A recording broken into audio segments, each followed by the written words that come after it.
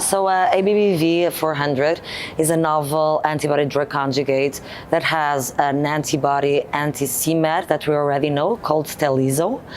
And then this is coupled to a new cytotoxic payload called adisutecan, which is a top 1 inhibitor. And the interesting things about this trial is that we have the dose escalation before that has been presented, and now we have the dose expansion in patients with non-small cell lung cancer, non-squamous EGFR wild type. So what we can, so they have 48 patients included. They start with 3 mg per kilogram. That has to be decreased to 2.4 because of toxicity, namely pneumonitis. And initially they selected their patients based on the c-Met expression in the tumor cells. So only c-Met positive by immunohistochemistry. But then later they dropped this criterion and they included everyone.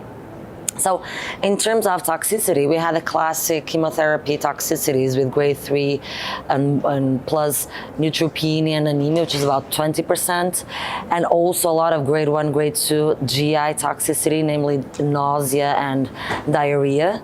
And then we also have the classic ADC toxicity, which is ILD or pneumonitis, which was of 10% of grade 3 and plus, which is quite high, with 1 fatal case of pneumonitis. But in terms of response, it was really interesting to see that it was around 47%, and it was similar between the c-Met positive and the c-Met negative.